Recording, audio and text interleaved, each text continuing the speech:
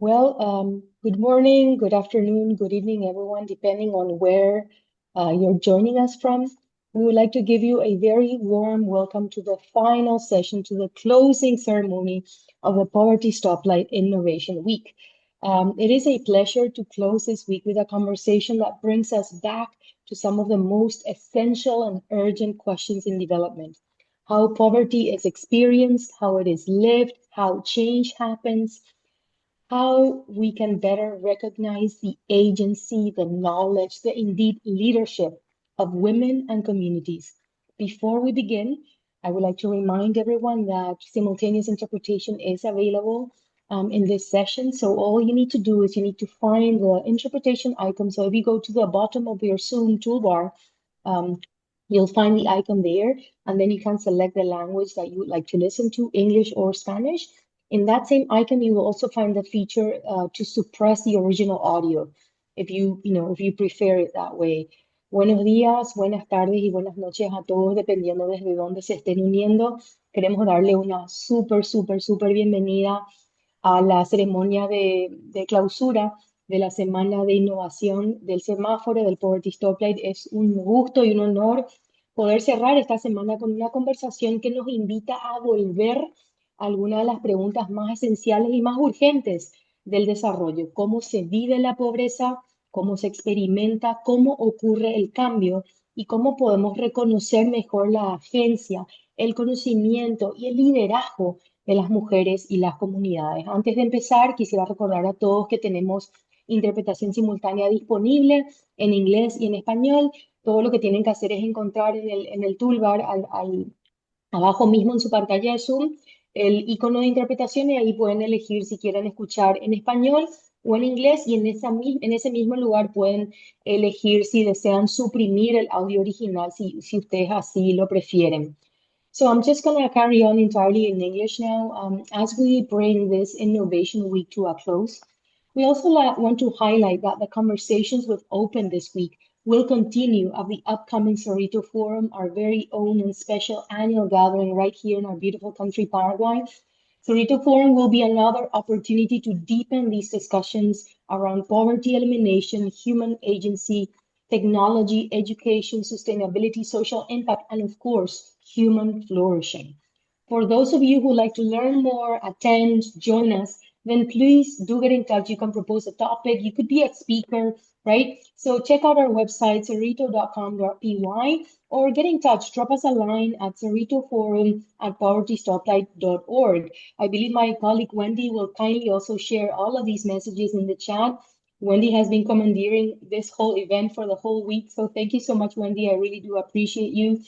And now it is indeed my very great pleasure and honor to introduce our final session on gender poverty and the way forward, the power of micro transformations from the bottom up. We are truly honored and indeed excited to welcome Professor Naila Kabeer, Professor Emeritus at the London School of Economics and Political Science, whose work has deeply shaped global thinking on gender, development, and power, and of course, social justice. Naila will be in conversation with the great and lovely Yvette Torres-Rahman, co-founder and CFO of Business Fights Poverty. And of course, I will also be joining these two amazing ladies.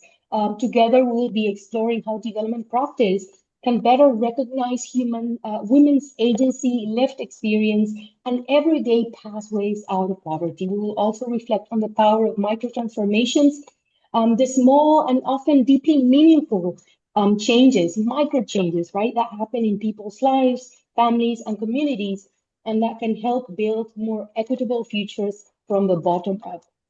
Professor Kabeer, Yvette, thank you so much for helping us give a very fitting closure, right, to our week. It is a privilege to be in conversation with you, and we would like to welcome you to the Global Stoplight movement and to the Global Stoplight Network. Yvette, please take the lead, and we are in your very capable hands then. Well, what a pleasure. Professor Kabeer, it's amazing to join this conversation with you and with Julia. So to kick off the conversation, I think our audience will be interested to hear what first drew you, Professor Kabeer, to work on gender, like poverty, empowerment, and why are these questions still so urgent today? I think having been brought up in Bangladesh, I think I acquired a sense of in the injustices that you faced as a woman, not in the most, momentous way, but in quite a trivial way. And it was when I was having an argument with a friend of mine, a guy, I think he was losing the argument. And he said to me, for a girl, you argue a lot. And it suddenly brought me face to face. I thought, how can he say that? What kind of when I see him many years later, and he's an old guy now, I tell him, you set me on the pathway to feminism. And for me, my interest in feminism and in gender didn't come spontaneously, but I remembered that moment. When I first started to do my independent research, register for my PhD, it was to look at why Bangladesh has such high rates of fertility behavior. What was it? Were they irrational? Were there reasons? And it was in being in the village in Bangladesh that you come face to face with the enormous inequalities, injustices, unfairness that women have to face on an everyday basis. One other thing is that I'm an only child. My mother had 6 brothers and 3 sisters. And she said, whenever her mother was asked, how many children do you have? She would say, I have 6 precious diamonds. And she was talking about her sons. She never talked about her daughters. I didn't face that as an only child. But these little seeds remain in you and they germinate. So when I started to do this fieldwork in this village, I saw the way that even quite poor men could take certain privileges for granted. Where they moved, what they could do, how much they ate, all of that. So I think at that time I was very influenced by a class perspective. For me, what mattered was the injustices of class. I think, and that was a theoretical understanding, but in the village, I saw the intersection between class and gender. And I don't think I've ever lost that. And of course, when you see that injustice, as an academic, you do what as an academic you can do to try and address that, and that is to write about it, reveal it, deconstruct it, make it visible to people around you, and try and encourage or inspire them to also join in the fight against justice in general, but against gender injustice in particular. Oh, thank you, Professor Kabeer, for sharing how these injustices that you saw inspired your career as an academic. And Julia, having been raised in Paraguay, I know you've probably seen similar injustices. Let's turn to Poverty Spotlight, because it begins by asking families, and particularly disadvantaged families, to assess their own realities and define their own priorities. What have you seen happen when women and families are invited to name their own challenges and solutions? The amazing thing happens, because you see the sparkle in their eyes, and this is especially true for women, because they often have all of their responsibility on their shoulders, the children, the cat, the dog, the parents, the neighbors, they carry a lot. And just exactly a week ago, I was doing field testing for the Poverty Stoplight with one of our partners in the Philippines. And this lady had just finished her Poverty Stoplight self-assessment, and she looks at me and I asked, well, how was that for you? And she said, this is a tool that allows us to be honest. She said, I knew a lot of these things already, but it just allows me to be honest. And 2 weeks ago, this lady in Tunisia, again, we were field testing, and she finishes her stoplight survey in 25 minutes, on the dot, and she half smiles and she looks at me. I didn't ask a thing, and she looks at me and she says, I know what I have, I know what I want, and I know what to do to try to get there. I know how to change my life, and I know that I want to try to do it. And it was very powerful. It was such beautiful, simple language, and we see this type of changes, every time we are out in the field. And I have wonderful colleagues in the field every single day, and we have partners in 62 countries, and and they tell us about all of these little changes. So I think, Yvette, to answer your question, I think whenever a family, a woman completes the Poverty Stoplight self-assessment, a world of possibility opens up, right? And meaningful change, right? What meaningful, small, micro change could we do this week, today, this year, right? Yes, and obviously this is not just, this is poverty across many dimensions, isn't it? It's not just about income. So tell us a bit more about, how you have seen women's lives, be revealed through this process of the poverty spotlight, in particularly when they assess their poverty in this kind of broader way. Yeah, it's fascinating, and we're so very honored to be in conversation with Professor Kabeer, because we find the type of things that the women tell us, right? They are not the first things that you would find in the theory necessarily, right? And what I mean by this is when a woman completes her Poverty Stoplight self-assessment, and the next step is we invite them to do a very simple reflection on what reds and yellows, i.e., which indicators that are in either extreme poverty or poverty would they like to work on over the next 6 months, a year, however long they decide to, right? The choices that the women make are often, can be perhaps be surprising. Maybe let's say they have one of their reds is income or diversified sources of income or even savings.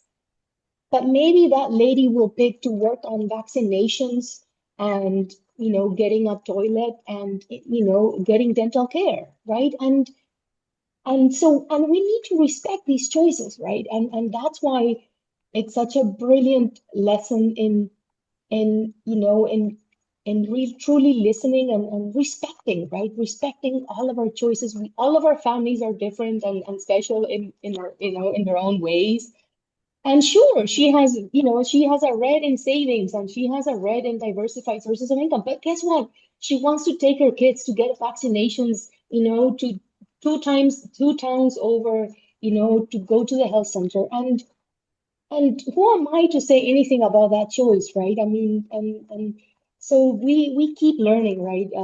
They don't very often, in fact, they do not go for those economic or income unemployment indicators first, but it doesn't mean that they are not on their way out of poverty, because they do make changes and meaningful changes that matter to them. It's wonderful to see how the poverty stoplight really kind of gives people agency and choice over, those dimensions that they want to tackle. And I'm sure, Professor Kabeer, across your career, you've probably seen instances where poverty has been measured too narrowly, not across these 6 dimensions that poverty stoplight does. And what, as a result, what kind of gender disadvantage becomes invisible when you're looking at things too narrowly? Well, back in the late 80s, a friend of mine who worked in Bangladesh in the aid agency, poverty had been measured up till now by headcount measures, the income of the whole household. So you never knew how that income was distributed or what other dimensions went with that deprivation. So she asked me to do a participatory analysis of what poverty meant by gender. So I spent time in the villages in Bangladesh, and I wrote an article then. It was called Monitoring Poverty as if Gender Mattered. And a number of people and that was back in 1989 or something.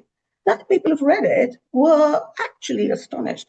So even like Marxists who thought about poverty, they would talk about class violence, I was talking about gender-based violence within the home. I was talking about who is able to wear sandals and decent clothing when they go out, and it's the male in the household. The woman may have just one sari, and when she washes it, she has to wrap herself. So you get all these invisible indignities that people have to suffer as a result of the fact that there isn't. And I think it's that word indignity that came up again and again, because they could not, Amartya Sen, Adam Smith, all these people talk about to be able to appear in public without shame, And for these people to be able to appear only with torn clothing, that came up a lot. The issue of violence came up a lot. And then, in certain parts of the world, like mine, if you have an effective male breadwinner, a woman doesn't work in the fields. She should not be seen to be working. And I remember one woman saying to me, scarcity overrides status. Scarcity overrides dignity. If I cannot feed my child, what use is the dignity to me? So I think that was a long time ago I wrote that, but it was my first time doing what you're talking about, Julia, that what we think is, who would have thought clothing was important? Yeah.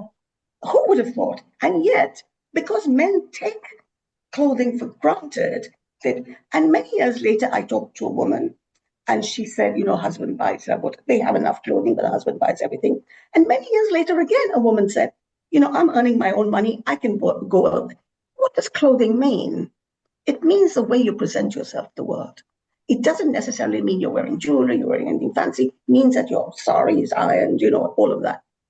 So I think it's the various manifestations of indignity and not being able to do enough for your children that matter a lot. One other little story, very recently I asked a cousin of mine in Bangladesh to ask women, what does well-being mean to them? And these are, again, quite poor women. And they all said the same thing, a steady income, enough food on the table. But when you asked, what does ill-being mean to you? You get a different range of answers, because then they say, I don't like the way that my child is treated because he's the son of a servant. I don't like the way. Then you get the indignities and the unfairness. So sometimes I think asking people about well-being may not be necessarily the right question, because we all have a hierarchy, but we all have similarities of well-being. It's the ill-being that makes us different. It's the way that we suffer injustice that differentiates people from different classes. And Professor Kabeer, some of these indignities that you've mentioned women face, they're also rooted in social norms as much as economics. So what helps shift those norms from being, let's say, private constraints on women's lives to becoming actually issues that, say, families, communities, institutions, and even policymakers should be willing to address? Well, I'm fairly new to the project that Julia, the program, but I've been reading up a little bit about it. I think time is an important issue. You cannot take people for training and tell them that their wrongs are wrong, whether they're men or women. It's not a question of one-off changing of mindsets. It has to happen over a period of time. So if I were to imagine what you all are doing, Julia, what I would imagine is that you don't go there, they don't do the thing, and that's it. No, they follow what's happening in their lives over a period of time. And over that period of time, they start to recognize where some of the small actions they take may make a larger difference than anyone else thinks. So, there's a very interesting article in Development Change looking at the World Bank and the Silicon Valley entrepreneurs trying to educate children in Africa. And they have a model called the Bridge Academy. And what they do is they train people with very few qualifications, but they train them to get African children to pass the exams. That's not education. That's passing the exams. Then there is this whole movement in India, the MV Foundation, and they work with the community, they work with mothers, because they want to make sure that we stop child labor. That takes time. These norms didn't come into your head overnight. They took root from the day you were born, and they're reinforced by everybody around you.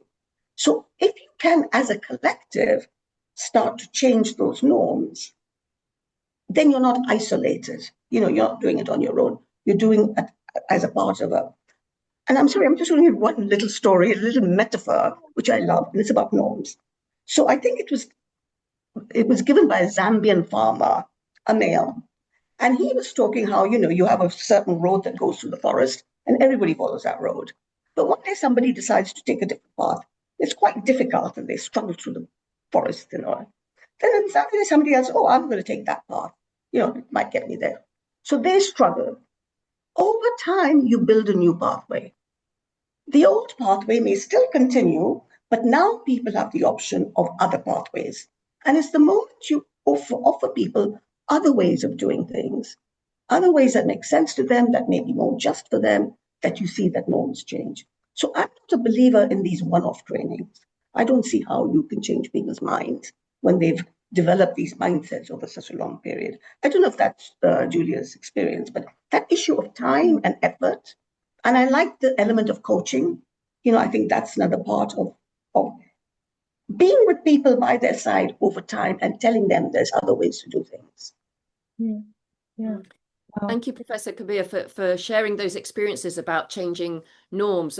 Julia, from your perspective in the poverty spotlight, have you seen examples where a very practical, let's say, household level changed, open up a wider conversation, maybe challenged norms as well, particularly in terms of roles, relationships, or even expectations within the family or the community?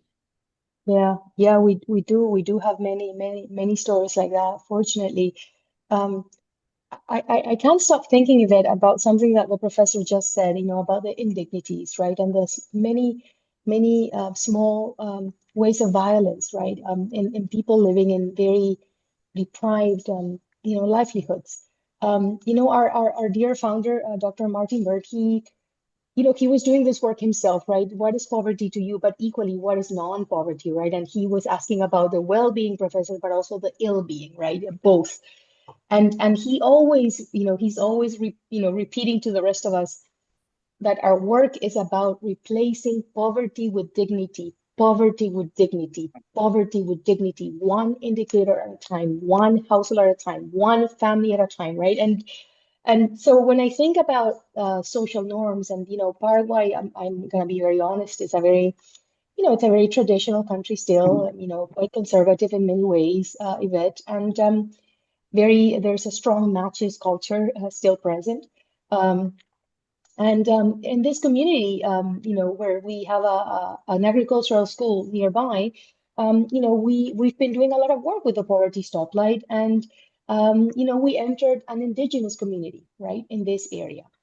And soon enough, Martin, our founder, he gets a phone call from the chief of police of the local police station, saying, well, what are you all doing in this community? Because all of a sudden I'm getting all sorts of calls about, instances of abuse, and they are reporting all of these things around, because one of our indicators is about domestic violence. We have indicators around autonomy in the household, whether everyone participates in the decision making, right? All of these things. So the police was just, what work are you doing here? And it was simply because someone from the poverty stoplight had been to this community where indigenous women, had never been asked about decision making or about domestic violence, or do you have it, right? And well, they learned, like the professor was saying, new pathways, right? They learned that there was another pathway available to them, which was the pathway of reporting to the local authority nearby, right? And in another community, very, very impoverished, here in Paraguay, talking about social norms, we came to this community via the support of a local employer, right? An employer that is taking the stoplight to forestry value chains in this part of the country. And of course, families are doing their stoplight, and they're learning about, their reds and their yellows and their greens, and they decided that they were going to set up a neighbors committee, right? Because guess what? Many families were red, or extremely poor when it came to access to drinking water, and when it came to access to all weather roads, right?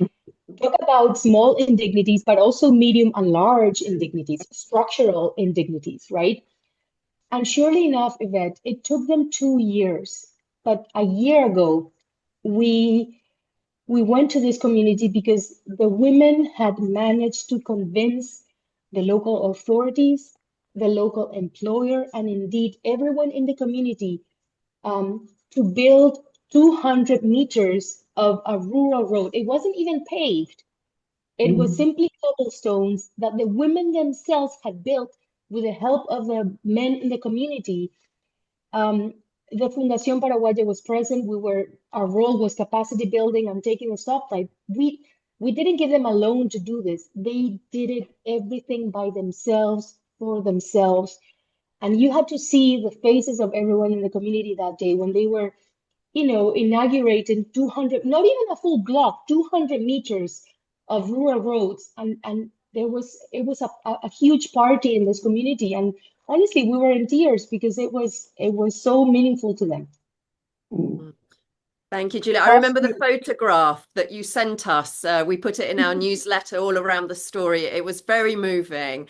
And I think it's great that the Poverty Stoplight is built around helping families and communities identify their own priorities. So if their priority was, we need to start a road, we need this, for our own dignity.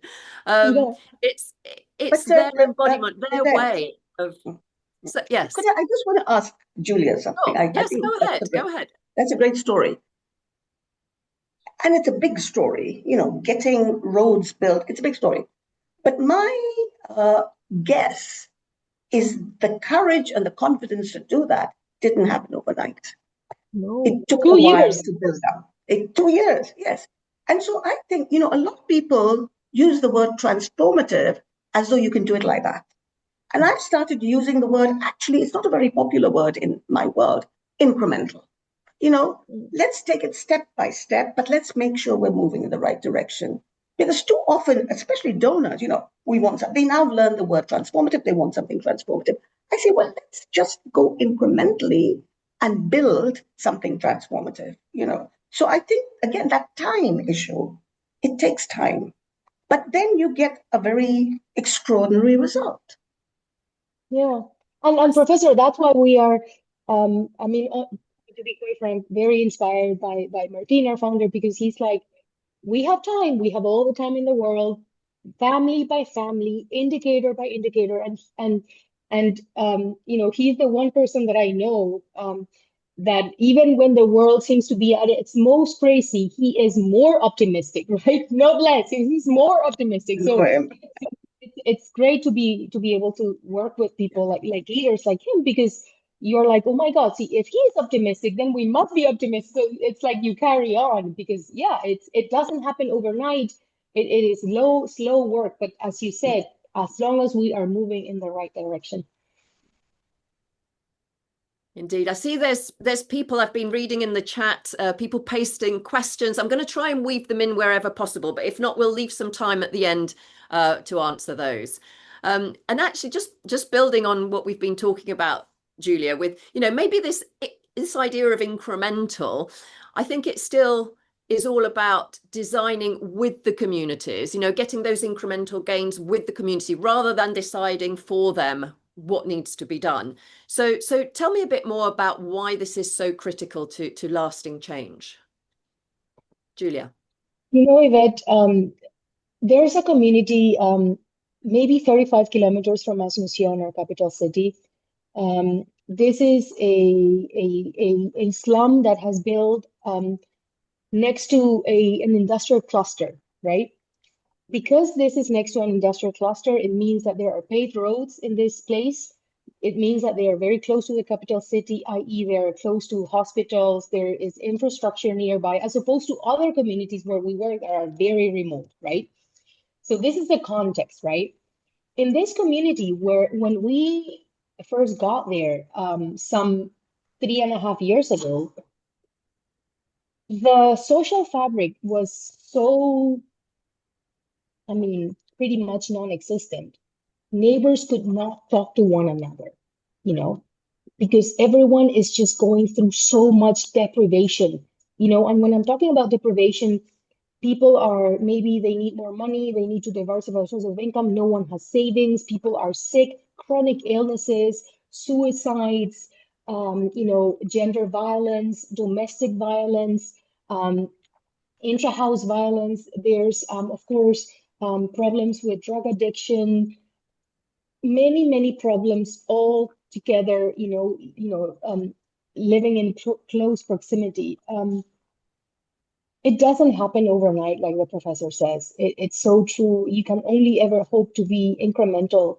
And that's why our Stoplight mentors are there every day, Monday to Friday, sometimes Monday to Saturday for 52 weeks of the year, every year, right? Because, I was able to meet a lady, back in February. And when we first started talking to her, this was it was just a few days before the day in Paraguay. There's International Women's Day on the 8th of March, but we have, Paraguayan Women's Day, on the 24th of March, or February. So we were there because of that. We wanted to hear their stories. When we first started to this lady, she couldn't look to us, she couldn't look to us in the eye. But as she started telling her story, you would see her just bloom, And she was telling the story of how when Amelia, her Stoplight mentor, first came to her house a year and a half ago, she did not want to go to that course where she was going to learn how to bake cakes. And she's like, no, what am I going to do? What am I going to do there? I'm never going to be able to bake a cake. I don't have time. She ended up attending 6 courses on the same thing, how to bake cakes. And she is now selling cakes. She has clients that are WhatsApping her from Spain who have people in this community that are ordering cakes for her. And she is decorating the cakes with the help of her son. She is looking things up. How do I make yellow, because maybe someone is asking them for a cake, I don't know, about, with the face of a character that is yellow. And you could see her light up. And she says, Julia, my Stoplight mentor, she used these exact words, Professor. She said, my Stoplight mentor discovered me. She didn't say she saw me. She said she discovered me. As if she felt seen witnessed, right? For the first time in her life. And this lady was 35 years old, maybe approaching 40. So it was truly inspirational. This is the type of changes that we see. But as the professor said, it takes time. It's not from today to tomorrow. No, it takes time. And that's wonderful, because it takes me on to our next question, which is all around women's empowerment and how important it is for that lady. She felt empowered after she'd done that course to, bake cakes and turn it into a business. And, all of that, it doesn't happen overnight. But often, Professor Kabeer, from your research, I imagine that there are risks when development programs, they kind of speak this language of empowerment. But when you get down to it, you don't really see a shift in power or voice of these women. Tell me about that. What are those risks when those programs don't really shift things properly? One of the biggest risks is how men feel. I think if you promote a process that looks like it's only about the women in that household or in that family, I have seen, men exercising violence to stop their wives from going to meetings and so on, because somehow they felt that this was now tipping the balance of power, which to some extent it was. One of the things that one of the organizations I've worked with in India that work with self-help groups is that they actually provide some of the training to the men. They work with the women have the self-help groups. And then, a little bit in the way that Julia says, then you leave it up to the women to do what they want to do with the savings they make, the training they get. And you can leave it up to women to negotiate their own way within the household. Very often women are quite willing to be quite overtly resistant in the public domain. They will go on demonstrations, they will talk about violence against women. They may not exercise the same degree of avertness at home because they're not going to walk, in my part of the world, they don't walk out of marriage. They stay in it. But they want to stay in it with better terms. And I think what happens is, if you can, my mother used to run an organization, a landlord's organization for women in Bangladesh back in the 70s. And a lot of the women started to say, the men are feeling left out. So she started offering the men the opportunity to form their own groups. When you offer them that opportunity, they've got many other opportunities, and most of them did not form their own groups, but they also did not feel excluded. So I think the biggest danger is what other people bring in, and the extent to which they exacerbate inequality, but also you are intervening in the most intimate domains of people's lives, and that's what women's empowerment has to be. It has to be done at a pace and on terms that doesn't pose a risk to women. So over time, I've become much more pragmatic about the steps that one can take, because I think you can leave it up to women within their own households to work out what they're negotiating, what they're bargaining, what it's going to look like. But the man knows and she knows that there's someone now behind her that wasn't there before. So the balance of power is shifting. It sounds funny, but a lot of the women I've interviewed in Bangladesh trying to pretend that nothing has changed. Okay, so I'm going out to work. Yes, of course, but you can have my wages and I can do it. As long as you maintain that fiction that nothing has changed, you both know something has changed. But the man is able to save face, and over time, he's going to get around to it. I think the other very important thing is the extent to which women's empowerment, women themselves frame their empowerment in terms of their children. That being able to earn some money, being able to go out and talk to the teacher, all of these things are things that are going to be good for our children. And that's a joint enterprise, for both men and women. And then you find husbands also saying, well, actually, I want my daughter to go to school because I don't want her to be, have the same life my mother had. So I think it's quite a fraught process, but you see it happen. There are costs. It can exacerbate violence sometimes. And as I said, a lot of men in the Pradhan meetings wouldn't let their wives go. But if you look at the bigger picture, I think also one of the most important forces for change is, you call it the demonstration effect, you call it a role model effect, whatever. One person sees someone else being able to do things, and they get the courage to do it themselves. So even if in the first instance they're not willing to go to the meeting or come to the training, in the second instance when they see what's happening around them. So it's not a one-off thing, right? It's a ripple effect. It ripples outwards. So the most willing, the most courageous are the ones that lead the way, but it's making that pathway. Who is going to make that alternative pathway, and who is going to follow, and then who else will follow? So I think when people come in with predetermined ideas of what women need, and predetermined ideas of what empowerment looks like, and that version of empowerment is a highly individualistic one, which means that, now this woman is going to be able to stand up to everybody, and, you put people at risk, because that's not the way communities work. So I think you have to really understand the dynamics, the power dynamics, that when we worked with this indigenous community I did research, I didn't work, but I did research with them, but with people who were working, one of the things we asked the men and the women about justice. The men talked about justice within their own community from the richer people, and justice outside the rest of India because they were indigenous.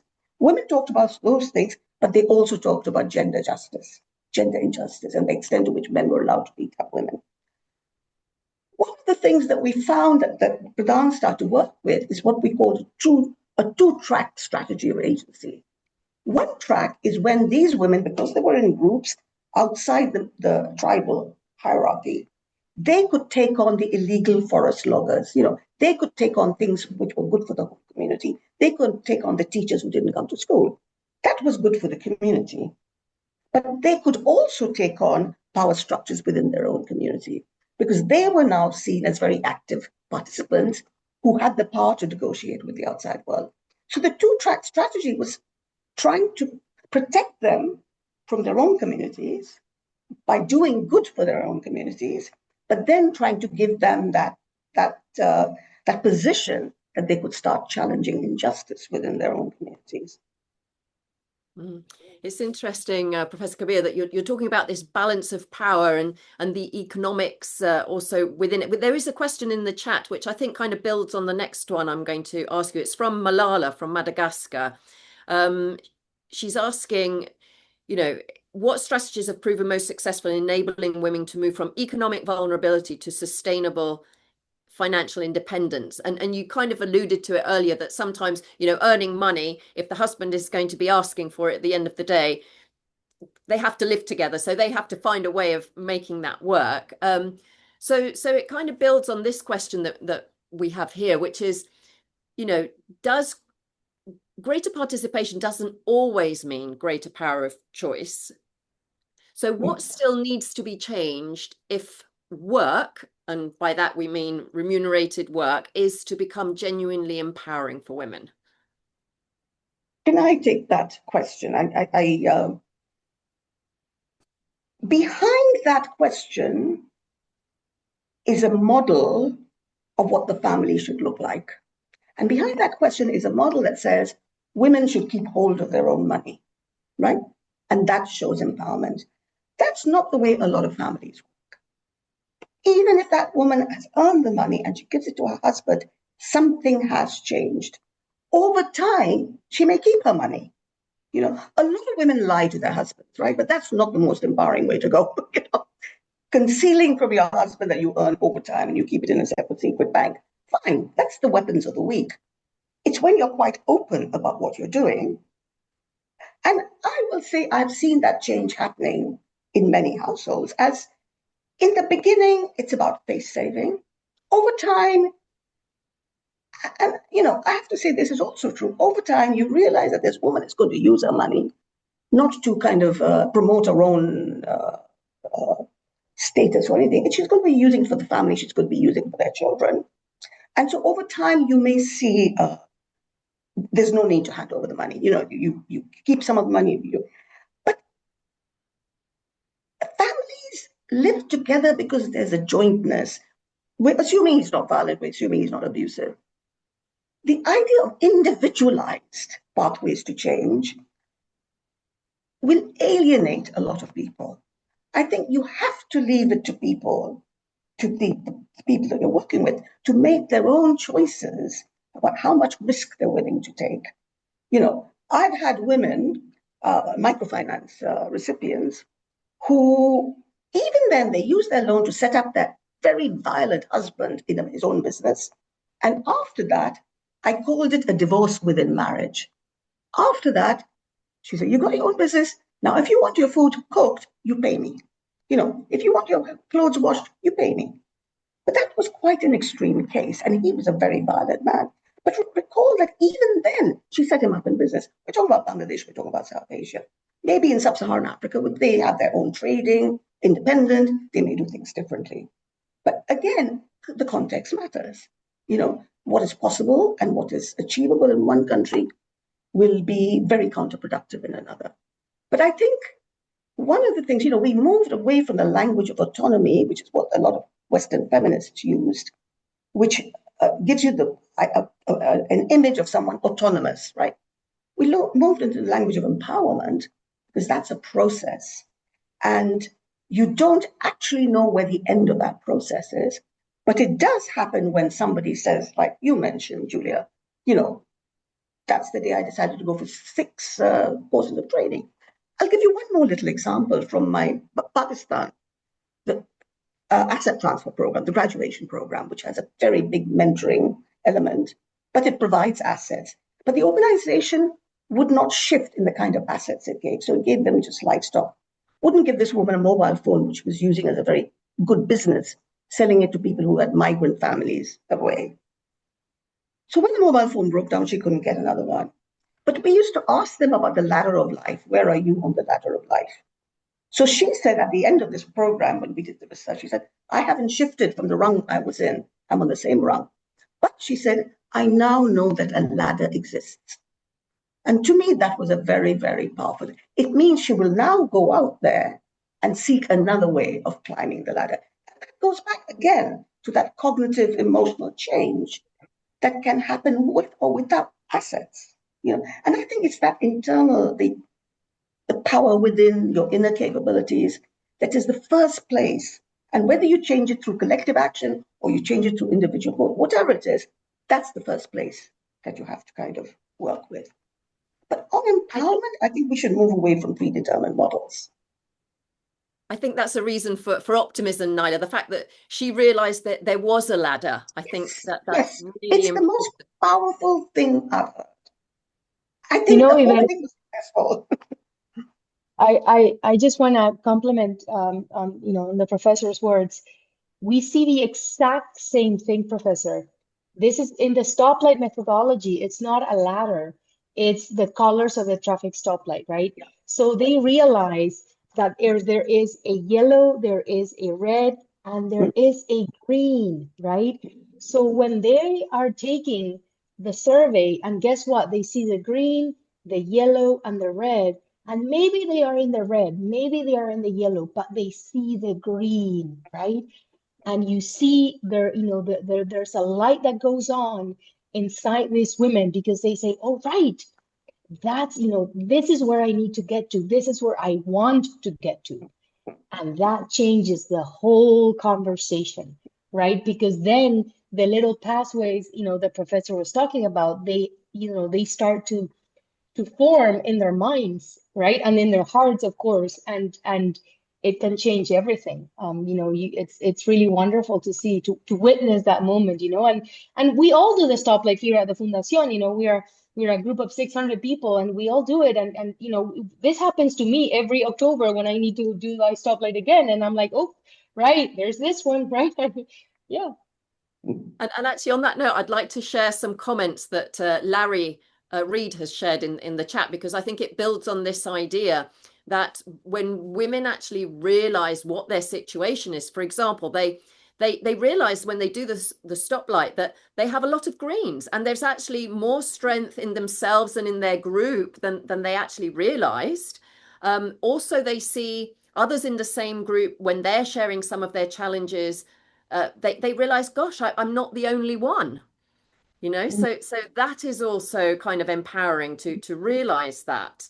And then the third thing Larry mentions is that they often see that there are greens in areas that others are red or yellow, and vice versa. And there's something that they can learn from one another, you know, that wisdom. So I think on that note, I think these are all reasons for optimism. So let's go a bit deeper on optimism. When it comes to gender equality and poverty reduction, what else gives you a reason for optimism? Maybe I'll take you, Julia, again. We'll start on that one. And then also the same question for Naila, Kabeer.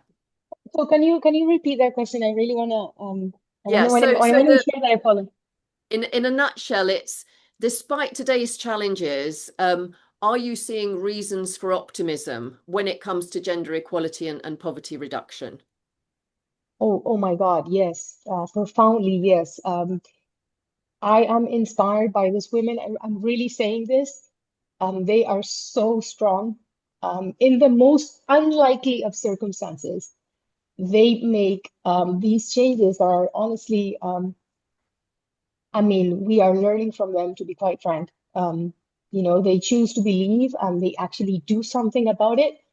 You know, they do it for themselves, they do it for their families, they do it for their parents, for their children, for the cat, for the dog, for, you know, for the nephew in Spain, you know. I think true leadership resides with these women. I'm really saying this. You know, we, you know, obviously our you know, government in Paraguay is nowhere near perfect. You know, we know that, of course.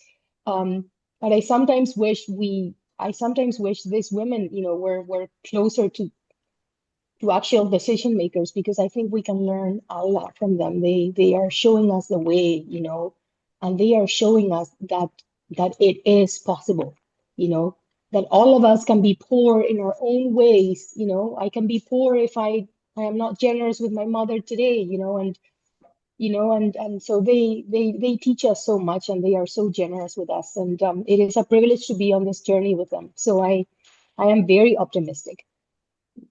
Are you optimistic, Professor Kabeer?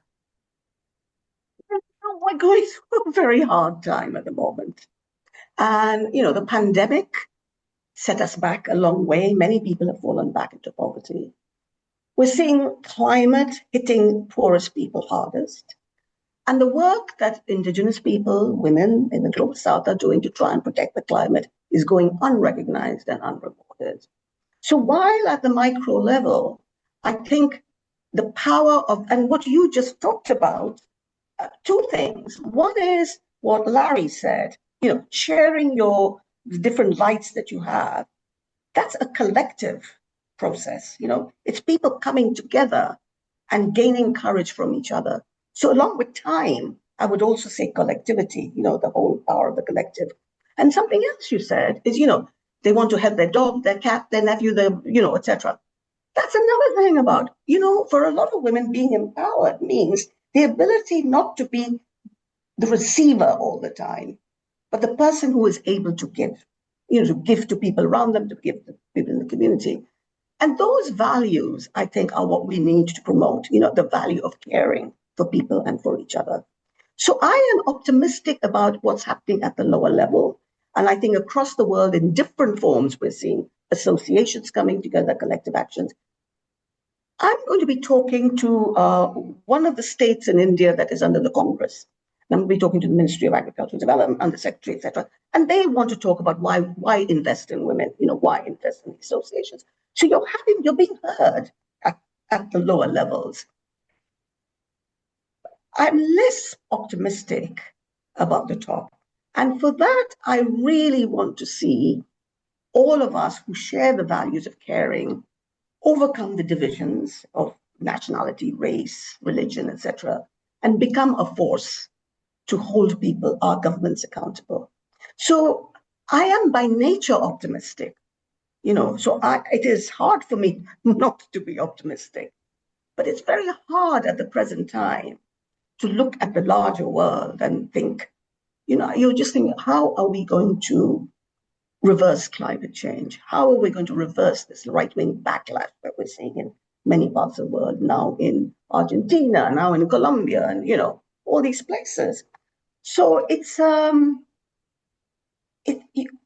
sort of, it's a belief in the power of people, but I think the challenges are now larger than they've ever been before. So I feel like the work that you're doing, and I think that what these now need is to be joined up, all these different associations. We need more joined up action, and we need to be heard so I'm trying to work more closely with WeGo, the Women in the Informal Economy Globalizing and Organizing. I'm trying to work, just in my own way, but I'm also trying to take the lessons that people like you are offering to show, look, change is possible. This can happen. As I say, a different world is possible. So I'm sorry I can't give you a very fully optimistic answer, which I would like to. But you can see why one has to be a little bit. Yeah. And the issues you've mentioned, in terms of climate, in terms of divisions at the political levels, they're all such big global issues that, really everybody has to play their part. Not one actor can solve this. And this is where we believe at Business Fights Poverty that business needs to take a greater role. That's exactly what I wanted to say. That's exactly. We need business. We need business to also be a part of this. Too much business is driven by pure profits and greed. But we need more business that has a conscience, that sees itself as a part of the world that we are all trying to remake. And I think that is a very, very powerful ally, if we could have. Business should get what it needs, but it should be able to give people what they need as well. Indeed. And I notice we only have 5 minutes left. So if any of you in listening have any final questions, do put them in the chat. We'll see if we can get to those. But building on this idea of business, Julia, what can business learn listening directly to workers, families and communities about these barriers that they face? My gosh, they can learn a lot. We work with, with businesses, and that's why we are so glad to be in partnership with you at Business Fights Poverty. We work with businesses of all sizes, right? And going, obviously, there is a role for them to play, obviously, when it comes to corporate social responsibility, right? Sure, right? Having an impact in the community, sure. But even beyond that, right, there is value for all of us, right? There is value for the community, there is value for the business, there is value for all involved. If, like the professor was saying, if business can really come in, right, come in with the intent of listening, right, to the communities, what do they want? They will tell you what they want. When we go and ask the community to, to do the stoplight, they do it, right? And unlike that lady in the Philippines said, it's a tool that allows us to be honest, right? They will tell you exactly across 50 indicators, they will tell you exactly what they have and exactly what they are still missing, right?